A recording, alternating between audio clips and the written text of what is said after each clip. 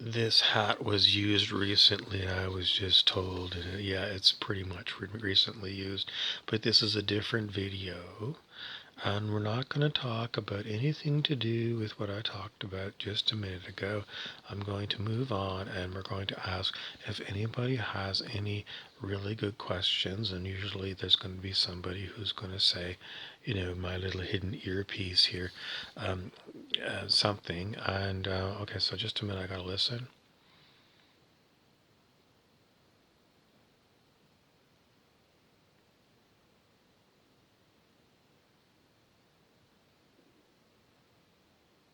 Okay, now the thing that was passed to me is, okay, now we are going to move to not the weather, not the sports, not the international news, not the local news, the national news.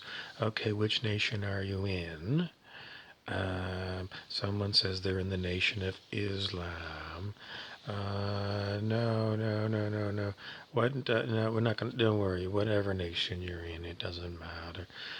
We're going to try and figure out if there's a better religion than Nation of Islam.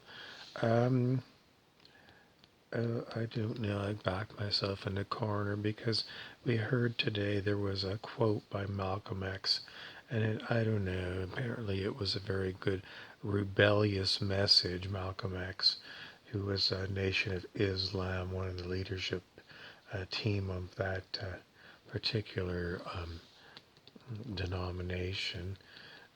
Denomination means like if you got like one main religion, like Islam, and then there's different sects, sects, sects. Okay, and each one of those is also known as a denomination. So in Islam, there's Shia, which is also known as Shiite, and Sunni, and there's the other one who's the famous friend of Justin Trudeau, who's got vacation property in the Caribbean, and he's the head of a smaller group called the Ismaili Muslims, and that's the Aga Khan. And there was a famous story about the Aga Khan that some terrorists murdered some of his prize racehorses or something. And I heard the story, and it was an absolute horror that someone would try and strike at the Aga Khan by killing some beautiful animal. And I don't know the back history of that. I might have looked it up one time or another, but um, it's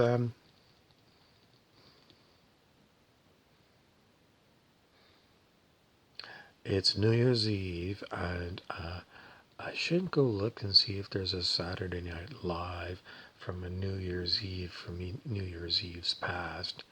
Something from maybe the late 1970s, 1980s might be fun. Just for shits and giggles. Somebody wanted to see if the Dick Clark ball was going to fall in Times Square in New York. And no one really knows how many people have sworn off getting drunk because they've had so many horrible New Year's Day hangovers. And various other places people might be dreaming about going dancing all night long, or just going randomly around town to see if you bump into your twin flame that you've been imagining might be out there somewhere. And other things. Oh, there might be some like witching ceremonies where new corn brooms are strung together, and you burn the ends a little bit so that you get that sleek look at the back, like you've got a rocket out the back. And then you can do your Harry Potter routine doing Kidditch. Okay, this particular blue hat goes with another hat, so one moment, please. Okay, and this is not so much Well, it can be anything other than Las Vegas. So it could be Roman numerals. So V is 5 and L is, it might be 1,000, which would be 1,005, but I'm not sure about the L. I'm sure about the V being 5. Anyways, whatever that number is, let's see. Now, I've got all my Christmas decorations here, and usually on January the 2nd, all the Christmas stuff gets boxed up, put in the cupboard, and put away till next December. Or maybe it's like American Thanksgiving, November. It's hard to say. They're probably thereabouts. Did anybody get any really good Black Friday deals this year? No, I did look. We were looking for a vacuum cleaner that we end up finding that we didn't really need and didn't buy, but we did shop and we looked and it wasn't even available at our local curbside pickup place. I was gifted a large tambourine drum.